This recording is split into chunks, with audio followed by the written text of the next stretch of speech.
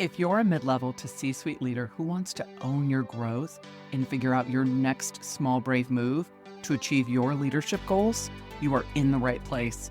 Welcome to the Small Brave Moves podcast, a weekly deep dive on how to be braver in leadership and in life for exceptional results. I'm your host, Nicole Bianchi, best-selling author, certified master executive coach, NSA certified speaking professional, chief bravery officer, and tough talk expert.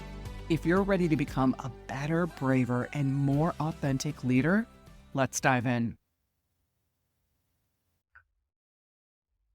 Welcome back to the Small Brave Moves podcast, where we have real conversations about leadership, the tough talks, the small brave moves, and the moments that define your growth.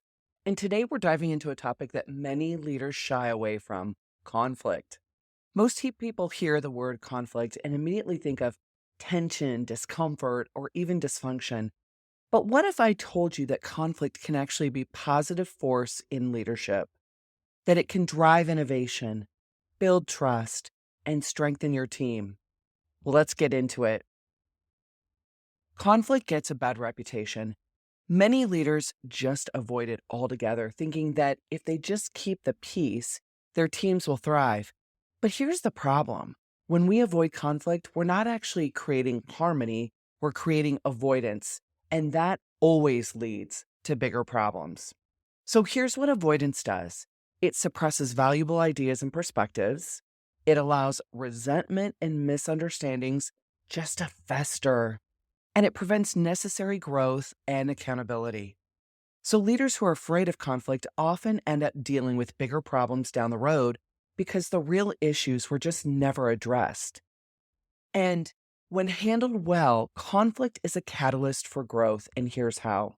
Number one, it builds trust. Teams that navigate healthy conflict become so much stronger.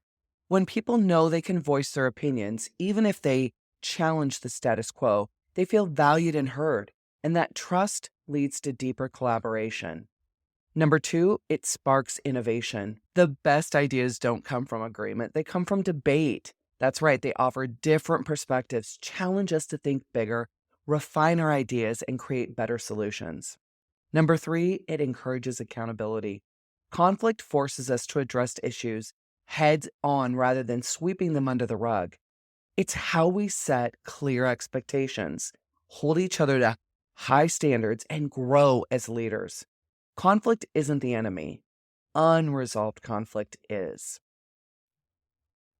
So think about, how do you as a leader make conflict a positive part of your leadership? Well, here are 3 small brave moves you can start making today. Number one, I want you to reframe the conflict as an opportunity. Instead of dreading the conflict, ask yourself, what can I learn from this?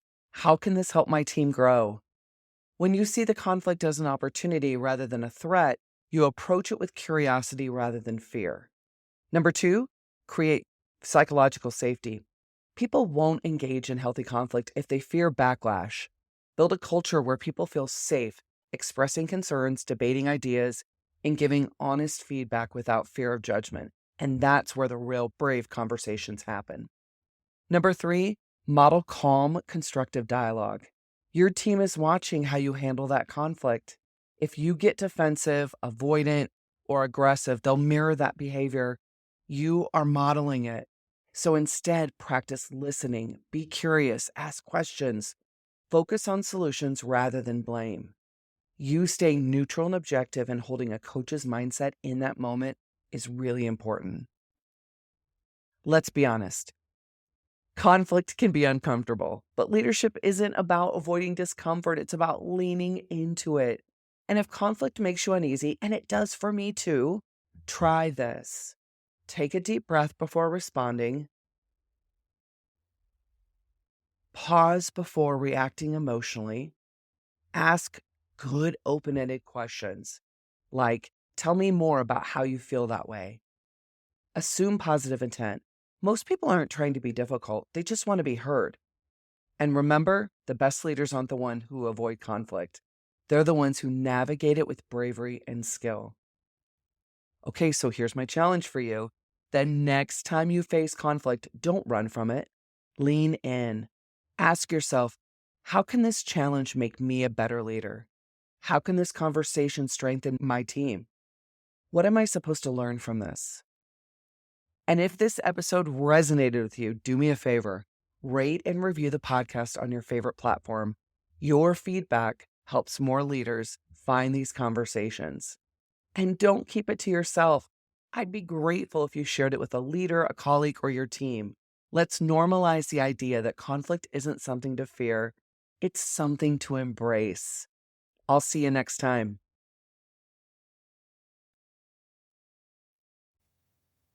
Thank you for joining me for this episode of the Small Brave Moves podcast. If you're wanting to take this work even deeper, I'm here to help. From engaging in inspirational keynote speeches to transformational coaching and workshops for leaders and teams, page-turning books, online courses, and enlightening leadership development retreats. There are so many ways that we can work together to take your leadership to the next level. For more information, check out the show notes, and let's do this together. One small brave move at a time. See you next week.